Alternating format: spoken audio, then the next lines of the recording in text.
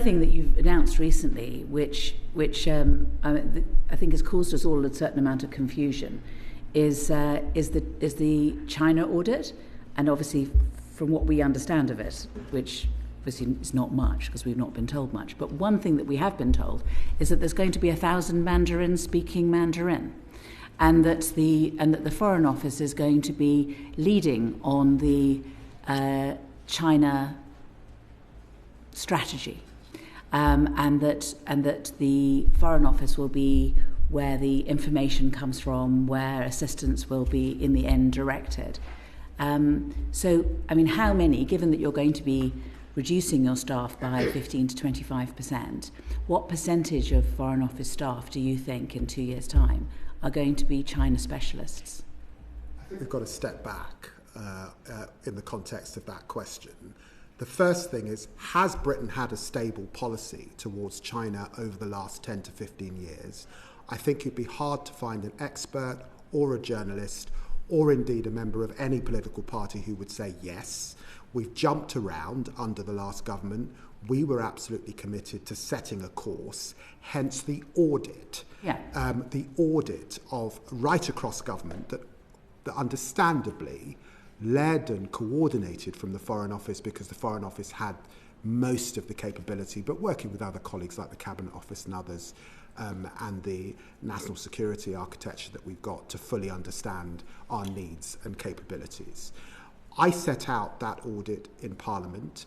It's underpinned by several reviews, including the National Security Review, the Defence Review, of course, and the Industrial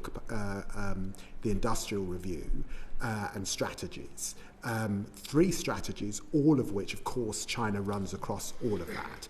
What I said to the House of Commons was that I do think we need more capability in the China area, and some of that, of course, is the requirement to be able to speak Mandarin at the various levels. And of course there are, I think, around 70 or 80 people in the organisation who are extremely proficient in Mandarin. I'd like to see that number grow. But across Whitehall, not all of the capability will be in the FCDO. I do want to see that number increase.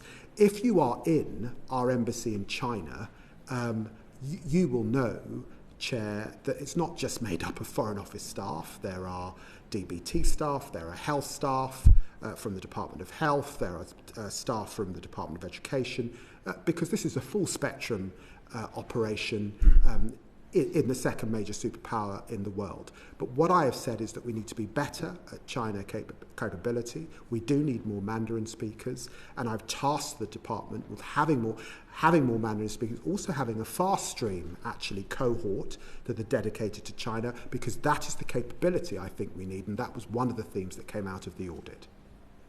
I think we're going to come back to the fast stream, but I just in these sort of just general questions to begin with, can I just start? So do you tell me that at the moment we've got 70 to 80 people in the Foreign Office who speak Mandarin? No, I think at the highest proficiency.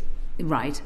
But with a department of linguists, there are obviously different levels of proficiency across the organisation. But your phrase, which was so memorable, 1,000 Mandarin speaking Mandarin, is something that we can remember. I can remember. So I want to know where they're going to be.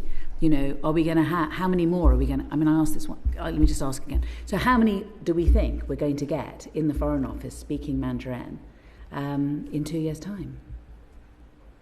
The figure represents a figure, I think, across Whitehall. Yes, some of that capability is in the agencies. Yes. I'd have to take advice, but I'm happy to write to you. I think it would be good just to have an idea, just given how little we do know about the China audit or the China strategy, as much as we can. I defer to the Perm Sec, whose responsibility in the end is for staffing. Okay. Can I then just move on, if you don't mind?